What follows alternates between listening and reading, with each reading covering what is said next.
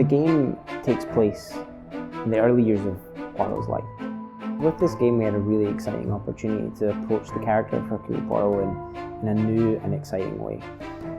You know, he's an established character, he's incredibly famous, everyone knows all about Hercule Poirot. We were able to create a scenario where a young Poirot, someone who does not have his status in society yet, does not have his fame yet, is put into a situation where people don't care about him, people don't listen to him, and he has to earn that, and he has to fight for it. Monsieur, I will not allow for any further interruptions. And we get to see what he looked like and how he dressed, and we also got to create a unique new mustache, which is of course a huge part of the character. It was a really great opportunity for us to kind of create something that I think fans of Hercule Poirot will never have seen before. One of the reasons that we chose this specific time period was because it let us explore quite a lot of different elements about class, about the world, changing times. The world was kind of on the brink of a large amount of changes. So there's a lot we were able to explore through our characters in the game. Setting the game there allowed us to mine an incredible amount of depth of characters for our archetypes. So we were able to create recognizable archetypes, but ones with an interesting context to them.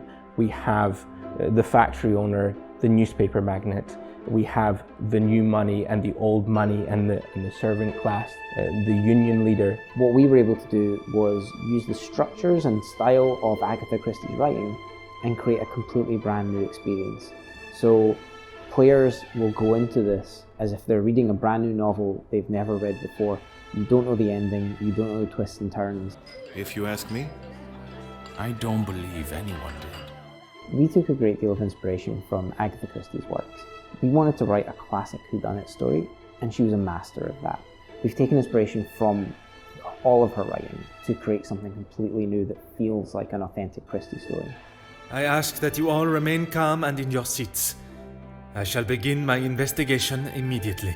We worked really hard to pull together something that is original while also feeling like a traditional Agatha Christie story. We were able to take those elements and make something completely new, bring in modern sensibilities and themes and mix it into this to create something that is completely unexpected, completely original, and present it in this fantastic way with full voice cast, a really, really good voice cast, something we're really proud of. Ah, Detective Poirot, we have been expecting you. At Blazing Griffin, we're not just a games company, we're also a film and TV company. We are storytellers who take advantage of the medium which we're working in.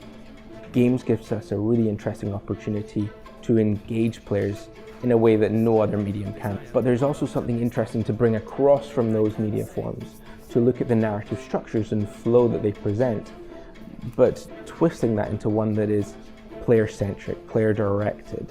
So during the development of our game, we consulted with our TV writers and our film writers to create a compelling mystery with twists and turns, but we integrated that with our narrative designers to make sure that these twists were player-led and player-discovered. In terms of gameplay structure, we wanted the game to feel like a Christie novel. We wanted it to feel like a classic Poirot novel. So it's told over a series of chapters and acts. The story is the gameplay is the story. It is a story of self-propelled discovery where you are making connections, you're making deductions yourself to ultimately solve the mystery. The aim of the game was to recreate the core detective experience. The challenge of being a detective is being insightful. And that's what we've created here in the game.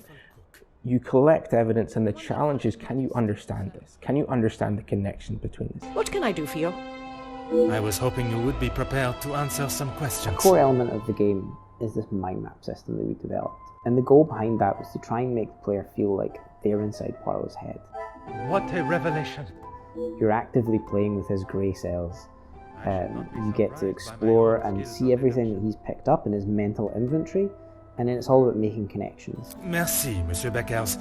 It has been a most enlightening conversation. The majority of the game is set within a manor in Belgium. You will be snowed in this manor, trapped when a murder takes place, and you'll have the opportunity to interview the cast of suspects. Along with that, you'll be discovering hidden secrets in the manor and revisiting areas with new information collected from your interviews with suspects to see the manor in a whole new light and discover its darkest secrets. We wanted to create this house, this grand mansion, and give the player a lot of spaces to explore, but also really have it supported by a very rich, very detailed, deep story. So the game really centers around this story, and that drives everything as you're going, and that really creates the content for the players as well. All of the characters are things that you have to unlock. You have to get to the bottom of their stories and find their connections, and there's so much depth in all of those aspects of the game. Perhaps you would like to tell us who killed him now? I think if you're a fan of mysteries, detective stories, feeling like a detective, then this game is for you.